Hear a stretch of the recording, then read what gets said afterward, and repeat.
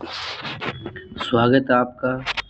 आज हम पढ़ेंगे MHI 105 जो आपका MA के फर्स्ट ईयर का पहला चैप्टर है। ठीक है, तो इसको हम अच्छे बारीकी से समझेंगे। इसके आज हम सारे MCQ कह रहा हूँ, सारे क्वेश्चन पेपर करेंगे। प्रीवियस ईयर के क्वेश्चन पेपर आज हम सोल्व करेंगे। ठीक है, तो पहला क्वेश्चन था आपके सामने, उत्तरी मैदानी क्षेत्रों के नदी तंत्रों का तुलनात्मक अध्ययन प्रायद्वीपीय नदियों के साथ कीजिए। यातायात तथा परिवहन में नदियों की सुगम्यता, नौकायन, यहाँ पे आपको नौकायन के बारे में बताना है। ठीक है जी, जो नौकायन के बारे में बताना है, नौकायन और उन्हें पार करती सरलता, जिसका उत्तर है लिखेंगे आप सबसे पहले सिंधु नदी की बेसिन और उसकी सहायक नदियाँ यमुना और गंगा ब्रह्मपुत्र दुनिया की सबसे बड़ी नदी क्षेत्रीय मैदानों में से एक का निर्माण करती है। इसके इर्द गिर्द जो फैली पहाड़ियों से होकर बहती नदियों के बहाव की कृषि चुनौतीपूर्ण तो है, साथ ही इसकी उर्वरता भी बढ़ती है। सिंधु और गंगा नदियाँ बंगाल की खाड़ी और अरब सागर के लिए प्राकृतिक जहाज मार्ग तथा जिनमें जहाज़ों का आवागमन होता है उसके माध्यम में प्रदान करती है। ठीक है, यानी कि आपको इसके अंदर जितनी भी बातें लिखनी हैं सारा नदियों के ऊपर होगा। और ये नदियाँ कहाँ कौन कौन सी नदियाँ थी हमारे पास, सिंधु घाटी की नदी थी। ठीक है, सिंधु नदी है और इसकी यमुना नदी है, ब्रह्मपुत्र नदी है। ठीक है, जो भी नदी आपको अगर पेपर में याद रहेगा उन नदियों के बारे में आपको लिखना होगा। ठीक है, कुछ नदियाँ जो इसकी सहायक नदियाँ हैं जैसे कि झेलम, चिनाब, रावी, व्यास, सतलुज। ठीक है, और ये जो बेसिन जो होता है वो हरियाणा में पृथक होता है। उत्तरी पहाड़ी की ओर झेलम से पूर्व की ओर बढ़ते हुए वर्षा की मात्रा बढ़ जाती है। नदी तटों के आसपास भूमिगत जलों की आपूर्ति परिपूर्ण हो जाती है। ठीक है, तो ये आपको जो भी ये क्वेश्चन आपके पास नदियों का क्वेश्चन आ रखा है इसको आप कर सकते हैं बना के एग्ज़ाम में, और आपको एग्ज़ाम में अच्छे मार्क्स मिल सकते हैं। चलिए हम दूसरे क्वेश्चन की तरफ बढ़ते हैं। दूसरा क्वेश्चन हमारे सामने है कि भारत में रोमन व्यापार की प्रकृति, यानी जो रोमन साम्राज्य था आपके पास, आपने 11th चैप्टर में पढ़ा ही होगा 11th क्लास में, और ये MA में भी BA में भी आपके पास ये चैप्टर था। तो रोमन साम्राज्य जो था उसके जो व्यापार होता था, ठीक है, वहाँ के व्यापार के बारे में बताना है आपको। तो ये पढ़ते हैं, इसका उत्तर क्या लिखा हुआ है हमारे सामने, विचाराधीन अवधि, यानी कि भाई लंबे समय का जो विचार करने का समय मिला था, विचाराधीन अवधि में भारत का रोमन साम्राज्य के साथ व्यापार होता था। क्या होता था, भारत और रोमन साम्राज्य का व्यापार होता था, जहाँ भारत और रोमन साम्राज्य को, ठीक है, ये याद रखना, भारत वाले जो रोमन साम्राज्य को क्या देते थे, मसाले और अन्य सामग्री का निर्यात करते थे। क्योंकि भारत में क्या था, भारत में अधिक से अधिक सिर्फ और सिर्फ मसालों का उत्पादन किया जाता था, सूती वस्त्र थे, ठीक है, और रेशेदार जो खाले पशुओं से उत्पन्न जितनी भी वस्तुएं प्राप्त होती थी उन सबका रोमन साम्राज्य में वो लोग क्या करते थे, निर्यात करते थे, यानी कि सभी सामग्री को निर्यात करते थे, यानी कि बेचते थे। और वहीं भारत में, और भारत वाले क्या खरीदते थे, भारत में रोमन साम्राज्य को विलासिता संबंधी उत्पादों की जबरदस्त मांग थी। यानी कि रोमन साम्राज्य से जो भी कीमती धातु, कीमती पत्थर वगैरह वगैरह भारत में आया करता था, यहाँ के लोग उसको खरीदते थे। रोमन साम्राज्य से भारत को बड़ी मात्रा में स्वर्ण का आयात, यानी कि रोमन साम्राज्य से भारत में क्या आता था, सोना आता था। पिलनी कौन थे, रोमन साम्राज्य में एक लेखक थे पिलनी। इसने क्या बताया था, इसने इस स्थिति के बड़े दुखी लहजे का वर्णन किया था। ठीक है, रोमन व्यक्ति था। भारत रोमन व्यापार में व्यापार संतुलन भारत के पक्ष में था। भारत रोमन समुद्री व्यापार में विलासितापूर्ण वस्तुओं के निर्यात के अतिरिक्त वस्तुओं का परिवहन भी शामिल था, यानी वस्तुओं को भी एक जगह से दूसरी जगह लाया और ले जाया जाता था। लाल सागर आपको पता होगा, ये रोमन साम्राज्य के यहाँ पर है। भारत के बीच सबके प्राचीन समय से ही थे। यूनानी और लैटिन साहित्यिक स्रोतों में इसका उल्लेख किया गया है। इसका वर्णन प्रथम शताब्दी ईसा पूर्व और प्रथम शताब्दी मध्य ईस्वी तक तमिल संगम यानी कि साउथ में, ठीक है, साउथ में सबकी बातें की गई है।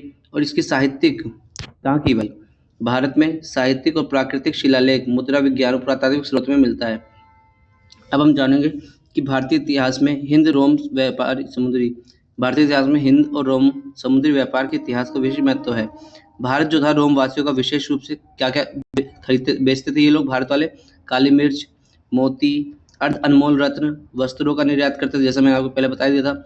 सभी वस्तुएं दक्षिण एशिया में आयात होती थी, जिनमें से अधिकांश का विनिमय ऊंची कीमतों वाले सिक्कों में किया जाता था। यानी कि वो लोग सामानें खरीदते थे। रोमन जो साम्राज्य था, भारत से गरम मसाले, सूती कपड़े और ऊनी वगैरह खरीदते थे, और इन सबों को वो खरीदते थे किसमें, कीमती सिक्कों में किया जाता था। ठीक है। तत्कालीन स्रोत यानी कि उस समय के जो स्रोत मिलते हैं हमें रोमन साम्राज्य के भीतरी व्यापारिक गतिविधियों में मिलते हैं। ठीक है। जितने भी स्रोत हमें देखने को मिलते हैं तत्कालीन स्रोत रोमन साम्राज्य के भीतर व्यापारिक गतिविधियों में मिलते हैं। मैं कलर चेंज कर लेता हूँ। भूमध्य भूमध्य क्षेत्र में भागीदारी की ओर इशारा करता है। ऐसा प्रतीत होता है कि रोमन राज्य ने इस व्यापार में हिस्सा नहीं लिया था, परंतु उसने जहाज पर लदे माल पर भारी कर लगा दिया था और लाल सागर के बंदरगाहों से अलेक्जेंड्रिया तक के मार्गों की रक्षा करके शिविरों और मार्गों के साथ पानी इत्यादि की सुविधा प्रदान की जाती थी और विविध भारतीय व्यवस्थाओं ने रोमन व्यापार का अपने निजी लाभ हेतु दोहन किया। व्यापार किस क्षेत्र में होता था? मिस्र में पूर्वी भूमध्य सागर के व्यापारियों द्वारा किया जाता था, परंतु उसने भूमध्य सागर के अन्य व्यापारियों का प्रतिरोध नहीं किया। दक्षिण भारतीय व्यापारियों ने इस व्यापार में एक समान स्तर पर भागीदारी निभाई। वियना से प्राप्त एक दस्तावेज में मुजीरियों की ओर से जहाज में लदे जाने वाले भारतीय माल के एक बड़े लदान पे विनिमय शर्तें अलेक्जेंड्रिया के यूनानी और तमिल व्यापारियों के बीच समझौते का वर्णन है। इसका अंतिम गंतव्य रोम था। ठीक है, तो ये याद रखना आप लोगों कि जो सारा व्यापार होता था ये लोग रोम से करते थे व्यापार। ठीक है, और व्यापार रोमन साम्राज्य में सबसे महत्वपूर्ण केंद्र रोम था जिसके अंदर व्यापार किया जाता था। और भारत से क्या क्या लाया जाता था आपको बता ही दिया है। भारत से ये लोग क्या लाते थे? भारत से ये लोग काली मिर्च। ठीक है, भारत से ये लोग काली मिर्च खरीदते थे। और दूसरा चीज़ बताओ, गरम मसाले के अंदर ये आपके काली मिर्च आ जाएगा, गरम मसाले। फिर अगला और बताओ, गरम मसाले के बाद आपके पास इसके अंदर सूती वस्त्र। ठीक है, सूती वस्त्र का प्रयोग करते थे ये लोग, खरीदते थे। और भारत वाले उनसे क्या क्या लेते थे? सोना, चांदी, कीमती बहुमूल्य रत्न वगैरह वगैरह आभूषण सब वहाँ से लेते थे। रोमन साम्राज्य के अंदर जो कांसे का प्रयोग किया जाता था उससे जो बने हुए मूर्ति वगैरह थे वो भी भारत में काफ़ी प्रचलित थे। ठीक है, तो ये सब आप उसके रोमन साम्राज्य और भारत के व्यापार के अंदर लिख सकते हो। आइए तीसरा क्वेश्चन हम देखते हैं। तीसरा क्वेश्चन है आपके सामने कि तीसरा क्वेश्चन है हमारे पास कि 13वीं शताब्दी में उत्तर भारत में शिल्प उत्पादन में संगठन के विभिन्न रूप यानी शिल्प उत्पादन जो भारत में विकास हो कैसे हुआ। तो सबसे पहले हम देखने को मिलता है कि मध्य गांव में शिल्प उत्पादन की मूल इकाई शिल्पकार और उसका परिवार होता था। वह कृषक समुदायों के बीच रहता था। ठीक है, यानी कि शिल्प उत्पादन करने वाले जो लोग होते थे वो लोग कहाँ रहते थे? शिल्प उत्पादों के ये कृषक समुदायों के बीच में रहते थे। शिल्पकारों में यानी शिल्पकार जो होते थे यानी कि अभी कौन कौन होते हैं शिल्पकार? कुम्हार, बुनकर, लोहार, बढ़ई, गुड़ निर्माता, तेली। फिर तेली के बाद हम लिख सकते हैं क्या? तेली हो गया, चर्मकार, शराब निर्माता इत्यादि शामिल थे। यानी शिल्पकार में जो कुम्हार जो बर्तन बनाते हैं, मटके वगैरह बनाते हैं, मिट्टी के काम करते हैं, बुनकर सिलाई वगैरह करते हैं, लोहार जो लोहे का काम करते हैं, बढ़ई क्या कौन सा काम करते हैं? जो लकड़ी का काम, गुड़ निर्माता गुड़ बनाने वाले, तेली जो तेल का काम करते हैं, चर्मकार जो चमड़े के जूते वगैरह बनाते हैं, शराब निर्माता शराब बनाने वाले। ये सभी को मिला इन सभी लोगों को शिल्पकार कहा जाता था। ठीक है, अब आगे देखते हैं कि इनमें से कुछ समूहों के साथ अछूतों की व्यवहार किया जाता था। यानी कि इनमें से जो लोग थे ना, जाति ऊंच नीच जाति भी इनके सामने माना जाता था, बर्ताव किया जाता था। और वे व्यापक जाति भेद से ग्रस्त थे। वे गांव के बाहर रहते थे। जो शिल्पकार लोग थे उनमें से कुछ जाति लोग थे, कुछ जाति ऐसी थी जिन्हें गांव से बाहर रखा जाता था। अछूत शिल्पकार मुख्य बस्ती से दूर रहते थे। एक जैन उद्वहन ने उन्हें नारुआ नामक व्यावसायिक समूह की श्रेणी में रखा गया था। नारुआ अर्थात अनाछूत, करुआ यानी अछूतों की श्रेणी से भिन्न। नारू कारू के रूप में इन व्यावसायिक समूह का द्विआधारी विभाजन आधुनिक काल तक चलता रहा। ठीक है, ये बता रखा है कि भाई शिल्पकारों के अंदर भी कुछ जाति वेदविवाद था जिसके कारण हमें देखने को मिलता है। इनको कई कई नामों से जाना जाता था। किन नामों से जाना जाता था? तो यहाँ देखा हमने नारुआ, फिर यहाँ देखा भाई नारुआ का अर्थ था क्या? अनाछूत। फिर दूसरा नाम था करुआ। करुआ का मतलब होता था अछूतों की श्रेणी से अलग, नारू कारू के रूप में। ठीक है जी, यहाँ पे हमें देखने को मिलता है। तीसरे क्वेश्चन में आपको ये बता रखा है कि कैसे शिल्पकार में जाति विवाद था। ये सारी बातें कर रखी है तीसरे क्वेश्चन के अंदर। तीसरा क्वेश्चन काफ़ी बड़ा है। चौथा क्वेश्चन में आप देख लो, चौथा क्वेश्चन जो आपके सामने है कि 17वीं से 22वीं शताब्दी में शहरी पतन संबंधित इतिहासकारों के प्रमुख वाद विवाद, यानी कि वाद विवाद देखने को मिलता है आपको। ठीक, वाद विवाद है। मौर्यकालीन व्यापारों में अध्यक्षों की भूमिका। अब ये करते हैं हम 10-10 नंबर के जो क्वेश्चन आते हैं, ठीक है, जो दो आपको 2 क्वेश्चन करने पड़ते हैं 10-10 नंबर के, यानी 2 पर संक्षिप्त टिप्पणी। भारतीय उपमहाद्वीप में प्रारंभिक कृषक समूह, ठीक है, ये लिखना है। तो कृषक समूह से हमारा शुरू होगा भारतीय उपमहाद्वीप में हड़प्पा सभ्यता। आपने हड़प्पा सभ्यता को बहुत अच्छे से पढ़ा ही होगा। हड़प्पा सभ्यता से भारतीय इतिहास के विकास का क्रम शुरू होता है। अगर विश्लेषण करें तो हम पाते हैं कि हड़प्पा सभ्यता से पहले भी इस क्षेत्र में कृषि पशुपालक समुदाय का अस्तित्व था। सच तो ये है कि हड़प्पा सभ्यता का आविर्भाव आरंभिक कृषक पशुपालन समुदाय में निर्मित आधार पर था। ठीक है, इन प्रकार के कृषि पशुपालक समुदायों का महत्व असंदिग्ध है। उन्होंने न केवल हड़प्पा सभ्यता के अर्थात की पृष्ठभूमि निर्मित की, बल्कि संस्कृतियों को एक सतत क्रम भी दिया, जिसके अभाव में प्रारंभिक इतिहास का क्रमबद्ध अध्ययन संभव नहीं था। ठीक है, अब आरंभिक जो कृषि होती थी वो देखते हैं हम कौन कौन क्षेत्र में होती थी। ये जो थी कृषि 2 क्षेत्रों में फली फूली थी मेन हड़प्पा सभ्यता। एक मालवा राष्ट्र का क्षेत्र था, दूसरा बिहार और गंगा यमुना दोआब। याद रखना, जहाँ पे भी कृषि होती है उनके लिए सबसे महत्वपूर्ण क्या चाहिए उनको, उपजाऊ भूमि, और दूसरी चीज़ चाहिए उनको सिंचाई के लिए पानी। तो इन दोनों क्षेत्रों में दोनों ही उपलब्ध था। चंबल, नर्मदा, काली, सिंध, बेतवा, ये जैसी नदियों के सिंचित मालवा पठार काल से ही उपजाऊ रहा है। ठीक है, उपजाऊ भूमि है।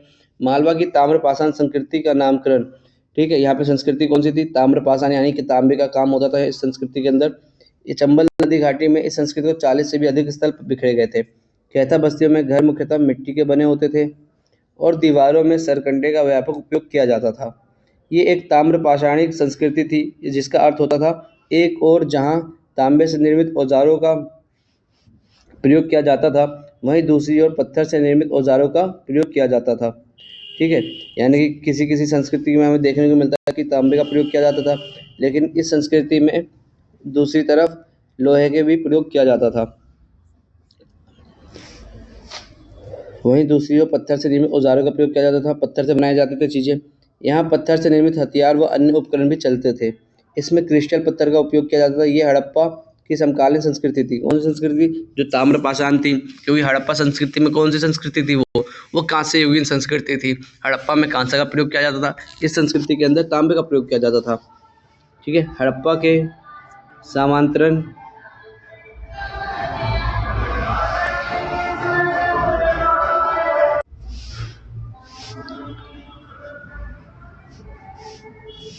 हड़प्पा की बात कर रहे थे हम। हड़प्पा के जो हमें आदान प्रदान के कई साक्ष्य मिलते हैं, जैसे मृदभांड। मृदभांड जो है आपके पास, ये याद रखना, मृदभांड कहते हैं भाई मिट्टी के बर्तनों को। ठीक है, मृदभांड होता है मिट्टी के बर्तन, ये मृदभांड है। इन मृदभांडों को क्या था, बर्तन के नाम से भी जाना जाता था। इनको पक्की मिट्टी से बनाकर इनको सुखा दिया जाता था, जो आश्चर्यजनक से हड़प्पाई बर्तनों से सामने रखते थे, बिल्कुल समान वैसे ही था, क्योंकि मृदभांड हमें हड़प्पा सभ्यता के अंदर भी देखा जाता है। अन्य भौतिक अवशेष भी हमें मिलते हैं जो हड़प्पा के समान है। वे सेलखड़ी की मोहर, क्योंकि जो मोहरें हड़प्पा सभ्यता में बनाई जाती थी वो सेलखड़ी नामक पत्थर से ही बनाए जाते थे, क्योंकि सेलखड़ी के पत्थर काफ़ी मुलायम होते थे और मोहरों में हम कैसे भी उसको आकार दे सकते थे। सेलखड़ी की मोहरों का महत्व हड़प्पा में सर्वाधिक था और वहाँ के अत्यंत महत्वपूर्ण पुरातात्विक प्रमाण है। ये समानता हमें देखने को मिलती है, जो न केवल ये सिद्ध करती है कि कैथा संस्कृति हड़प्पा की समकालीन थी, बल्कि दोनों का विकास समांतर भी हुआ था। कैथा, ठीक है, एक कैथा है, दूसरा हड़प्पा है। मेजबान क्षमता आहार और गैलन की बर्तनों से भी की जाती है। तापी, आगे देखते हैं हम कि भाई जो तापी नदी है, तापी नदी की घाटी में फैली हुई महाराष्ट्र की सावलदा संस्कृति भी एक ऐसी ही संस्कृति थी। दैमाबाद कौन सा क्षेत्र है आपके पास? दैमाबाद आपका एक हड़प्पाई बस्ती है। इस संस्कृति का केंद्रीय स्थल जो ऐतिहासिक अध्ययन के अनेक संभावनाएं प्रस्तुत करता है। यहाँ विभिन्न प्रकार के घरों के अवशेष प्राप्त हुए हैं जो अपने आप में विशिष्ट है। इन घरों में सामाजिक असमानता का भी संकेत मिलता है, क्योंकि कुछ घर जो है आपको इस तरीके से देखने के मिलते हैं जो छोटे होते थे। ठीक है, कुछ घर जो होते थे छोटे थे तो कुछ का आकार बहुत बड़ा था। जिन घरों में सजावट की गई थी उसे शासक वर्ग, यानी कि 2 प्रकार के घर हमने देखा था, एक दुर्ग होता था, एक निचला शहर होता था। यानी कि जिस घरों में सजावट होती थी वो घर शासक वर्ग का था या पुरोहित का घर माना जाता था। शेष घर साधारण जनता का था जो सामान्य प्रकार के थे। ठीक है, यानी कि जिस घर में ज़्यादा सजावट की जाएगी वो घर किसका था भाई? राजा महाराजा का था या फिर पुरोहित यानी जो पंडित वगैरह थे। बाकी सभी घर समान थे। जिन घरों में अंगीठी प्राप्त हुई है उन्हें विशिष्ट माना गया। ऐसे ये माना जाता है कि संभव हुआ कि महाराष्ट्र का आरंभिक कृषक समुदाय संसाधनों की दृष्टि से असमान था। जिन लोगों का संसाधन पर अधिकार था, जिनकी संसाधन तक पहुंच थी, वे संपन्न थे और संसाधन रहित वर्ग आम जनता का था। यानी कि जो लोग संसाधन के प्राप्त कर सकते थे वो लोग अमीर थे और जो प्राप्त नहीं कर सकते थे वो लोग गरीब थे। सिंपल। ठीक है जी, ये सब आपको समझ में आ रहा होगा। ठीक ये हड़प्पा सभ्यता के बारे में बता रखा है इतनी सारी बातें। अगला तो इसका 10 नंबर क्वेश्चन आता है। ये आपको क्वेश्चन दे रखा है भाई मौर्य साम्राज्य के बारे में। ठीक है, तो मौर्य व्यापारी में अध्यक्षों की भूमिका बताना है कि जो मौर्य लोग थे वो लोग व्यापार किस प्रकार से करते थे। तो अशोक के शिलालेखों के आधार पर मौर्य काल की व्यापारिक गतिविधियों का अनुमान लगाया जा सकता है। सबसे पहले अधिकतर अभिलेख व्यापारिक मार्गों पर स्थित किए गए थे जहां लोगों के जमा होने का अंदेशा था। इस कारण व्यापारिक गतिविधियों को प्रोत्साहित करने में राज्य का हाथ होने के पर्याप्त सबूत मिलते हैं। फिर समकालीन बौद्ध ग्रंथों में सोठ, जेटक, सारथवा जैसे शब्दों का प्रयोग किया जाता है, जिससे पता चलता है ये लोग क्या थे, व्यापारी समूह थे। व्यापार और व्यापारियों संबंधित इनका तुलनात्मक अध्ययन करके एक निष्कर्ष पर पहुंचा जा सकता है। ठीक है जी, यानी कि अशोक के समय में कुछ समूह को बताया गया था, जैसे आपको देख सकते हो सेठ, जेठक, सार्थक, सार्थवा, ये सब व्यापारिक समूह हुआ करते थे।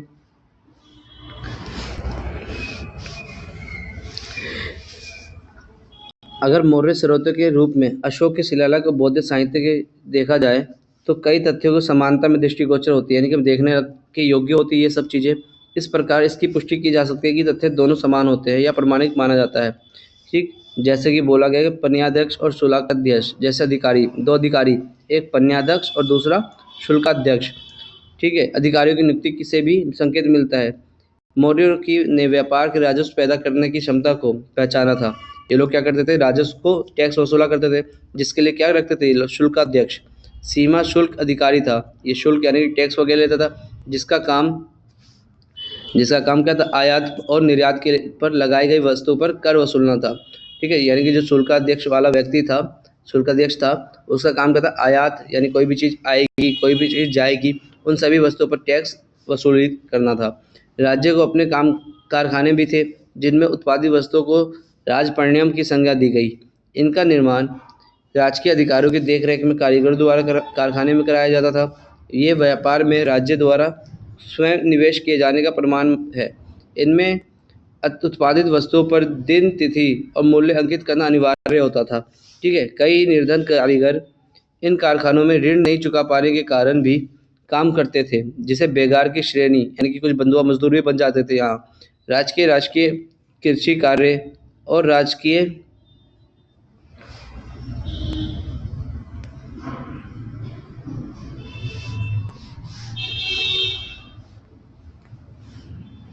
और इसके अंदर कुछ लोग क्या करते थे, जिस बेगार की श्रेणी में रखा, ये पढ़ लिया हमने। राजकीय कृषि कार्य और राजकीय कार्यशाला में भी उत्पन्न वस्तुओं की बिक्री की जिम्मेवारी पढ़नाध्यक्ष की थी।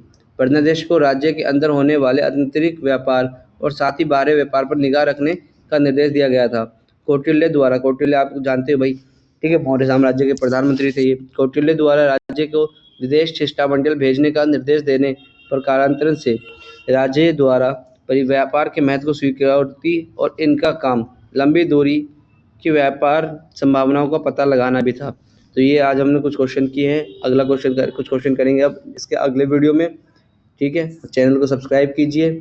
ठीक है, तो चैनल को सब्सक्राइब कीजिए, जिससे आपको हर एक, और आपको बताइए और कौन से कोड पर आपको वीडियो चाहिए, तो मैं आपको उस वीडियो पर ला के दूँगा।